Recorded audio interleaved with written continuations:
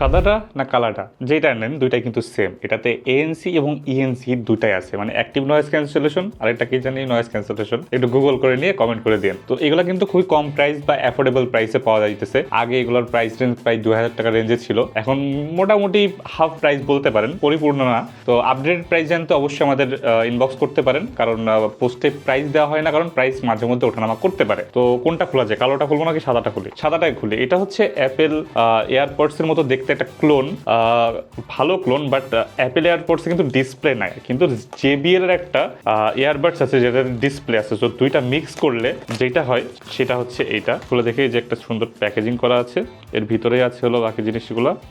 এই যে হচ্ছে এয়ারপডসটা আমরা বের করে ফেলি।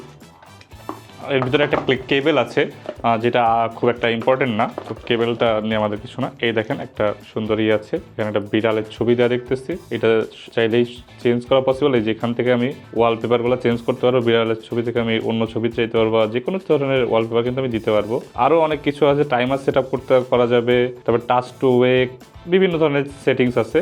আর এটা খুললে তো এই যে এয়ারপডস পাইতেছে নি, তো আমি দেখতে পাচ্ছি এই এয়ারপডসগুলো কিন্তু খুবই সুন্দর। আর এতে চার্জিং পোর্ট হিসাবে Type-C আছে। তো এয়ারপডসটা একটু পরে দেখি ফিট হয় কিনা। ওকে, না এটা পাঠাবো না, এটা আমরা জাস্ট রিভিউ পারপোজেই করি। আপনাদেরকে ইনটেক ফ্রেশ ইউনিট পাঠানো হবে, যেটা অনেকটা এমন থাকবে, আর আমরা এটা আপনাদেরকে দেখানোর জন্যই করতেছি।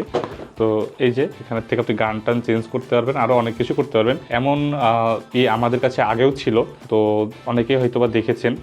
তো দামটা একটু বেশি ছিল, তো এবার একটু কম প্রাইসের ভিতরে একটা সুন্দর এয়ারপডস বা ডিসপ্লে এয়ারপডস আপনারা আমাদের কাছে পেয়ে যাইতেছেন।